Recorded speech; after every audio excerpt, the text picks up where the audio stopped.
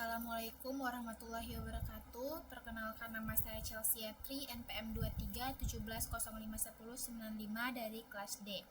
Di sini saya akan mempresentasikan kuis 2 AI. Nah, di sini saya diminta untuk membuat contoh studi kasus sistem pakar dengan metode forward chaining atau backward chaining dalam bentuk slide presentasi. Kemudian menjelaskan prosesnya secara lengkap melalui video penjelasan. Nah, di sini karena NPM saya berakhiran ganjil, jadi saya melakukan studi kasus sistem pakar menggunakan metode forward chaining. Nah, ini ada instruksinya. Di sini topiknya bebas, lalu komponen sistem pakarnya minimal 5 fakta awal dan minimal 6 aturan if then. Nah, ketentuan videonya itu mempresentasikan hasil tugas dalam bentuk video penjelasan.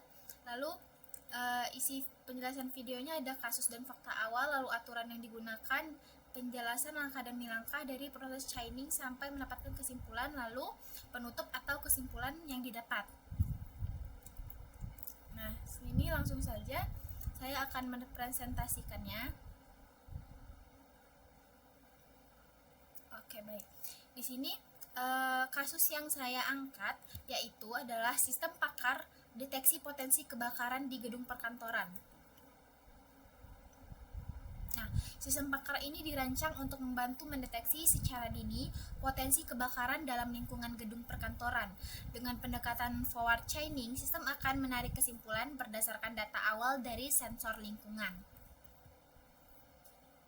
Oke, latar belakang kasus yang saya angkat ini, kebakaran di gedung perkantoran sering kali terjadi karena kelalaian, korsleting listrik, atau peralatan yang terlalu panas. Deteksi dini sangat penting untuk mencegah kerusakan besar atau korban jiwa, namun tidak selalu ada petugas yang siaga 24 jam. Nah, oleh karena itu dibutuhkan sistem pakar yang bisa memberikan rekomendasi atau peringatan secara otomatis. Nah, tujuan sistem pakar ini sendiri untuk mengidentifikasi tanda-tanda awal kebakaran, lalu memberikan status keamanan, itu ada aman, siaga, atau bahaya, lalu memberi saran tindakan seperti aktivasi alarm atau evakuasi.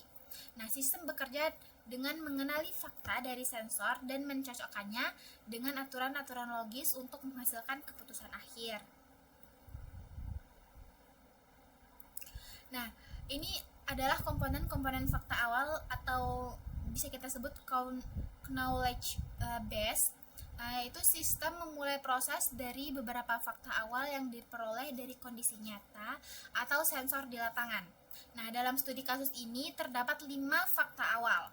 Nah, yang pertama itu terdeteksi suhu tinggi di atas 60 derajat Celcius, lalu sensor asap aktif, yang ketiga sensor api mendeteksi nyala api, yang keempat terdengar suara ledakan kecil, dan yang kelima sistem pemadam otomatis belum aktif. Kelima fakta ini digunakan sebagai dasar untuk penelusuran aturan yang akan dijalankan sistem pakar. Nah, setelah itu ada aturan-aturan if then-nya atau rule base-nya. Nah, di sini sistem menggunakan 6 aturan logika sebagai dasar pengambilan keputusan. Nah, berikut adalah aturan-aturannya. Yang pertama itu ada R1. R1 itu if suhu tinggi and sensor asap aktif, then status gedung sama dengan siaga. Nah, yang R2-nya if sensor api aktif and suara ledakan terdengar, then status gedung sama dengan bahaya. Lalu R3-nya itu if status gedung sama dengan siaga and sistem pemadam otomatis belum aktif, then aktifkan sistem pemadam. Nah, lanjut R4-nya itu if status gedung sama dengan bahaya, then nyalakan alarm evakuasi. R5-nya if sistem pemadam aktif and alarm evakuasi menyala, then lakukan evakuasi. Lalu yang terakhir R6, if tidak ada sensor aktif, then status gedung aman. Nah, setelah itu kita lakukan process for chaining. Nah, langkah pertama itu sistem memulai proses penalaran berdasarkan fakta-fakta awal yang diperoleh dari kondisi nyata.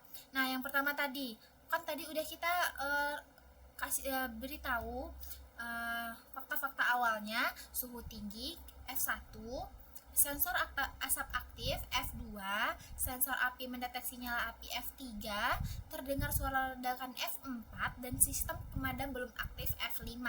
Nah, langkah pertama itu kita evaluasi dulu aturan R1-nya yang berbunyi if suhu tinggi and sensor asap aktif, then gedung status sama dengan siaga. Nah, karena kedua kondisi F1 dan F2 itu terpenuhi, maka aturan R1 itu aktif.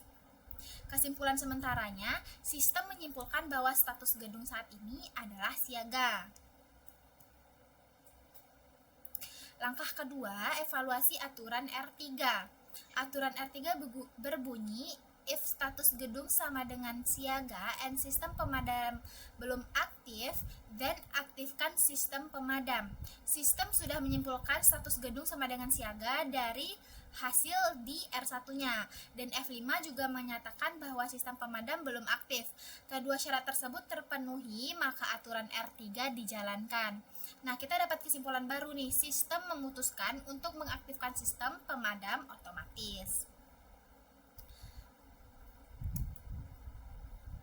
Lanjut, langkah ketiga itu adalah evaluasi aturan R2.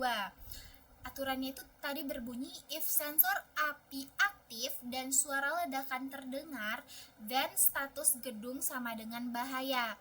Nah, fakta F3 sensor api aktif dan F4 suara ledakan terpenuhi, maka aturan R2 aktif. Nah, kesimpulan barunya, status gedung diperbarui dari siaga menjadi bahaya karena kondisi menjadi semakin serius. Nah, lanjut kita ke langkah keempat, itu evaluasi aturan R4. Berbunyi if status gedung sama dengan bahaya, then nyalakan alarm evakuasi. Nah, sistem sudah menyimpulkan bahwa status gedung sama dengan bahaya dari hasil R2 sebelumnya.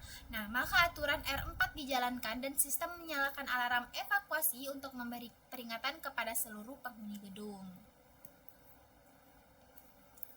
Lanjut, evaluasi aturan R5. Aturan R5 berbunyi if sistem pemadam aktif and alarm evakuasi menyala, then lakukan evakuasi. Nah, sistem telah mengaktifkan pemadam R3 dan menyalakan alarm R4 sesuai dengan langkah yang sudah kita jalanin tadi, dan kedua kondisi terpenuhi, maka aturan R5 aktif dan sistem menyarankan untuk melakukan evakuasi secepat mungkin. Nah, kesimpulan sistem ini memberikan manfaat sebagai detektor dini kebakaran yang bekerja otomatis tanpa kehadiran manusia, lalu mengambil keputusan bertingkat secara logis dan memberikan respon cepat terhadap situasi darurat. Pendekatan ini cocok diterapkan dalam sistem keamanan pintar di gedung-gedung modern. Oke, mungkin cukup sekian presentasi saya tentang kuis 2 mata kuliah AI ini. Apabila ada salah, saya mohon maaf. Saya akhiri. Assalamualaikum warahmatullahi wabarakatuh.